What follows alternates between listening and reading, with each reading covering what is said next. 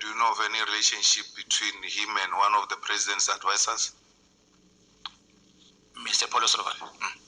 No, not I know of. I know that there is a lot of talks about engagement, I think with Mr. Chauke and amongst others.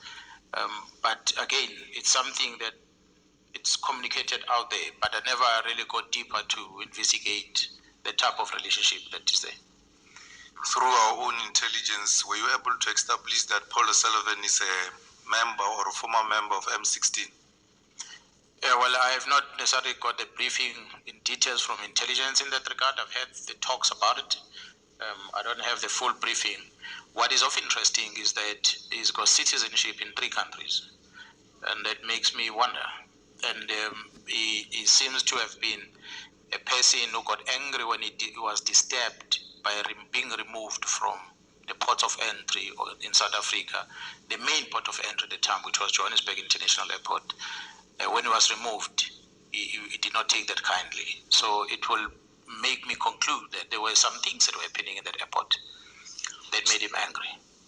So will be correct to say Mr. Paul O'Sullivan is one of the rogue elements that are destabilizing SAPS and wanting to capture every senior police officer at SAPS, and if you don't cooperate, he start engaging in blackmailing activities? With no doubt, I'm going to invite the Parliament through the structures of intelligence or structures of security and whoever structures you can come up with, to look at the time of Mr. Robert McBride Turner as the head of IPD, how they were interacting with Paul O'Sullivan. Bank movements, money movements, the meeting venues, the cell phone locations where they meet, how they engage in terms of investigation. I'm saying this to the members because it is that which Mr. Nkabinde told me, who is now a chief of staff in the office of the minister, that operations of IPD were planned, coordinated, and executed at Paul O'Sullivan's house. That was his words to me.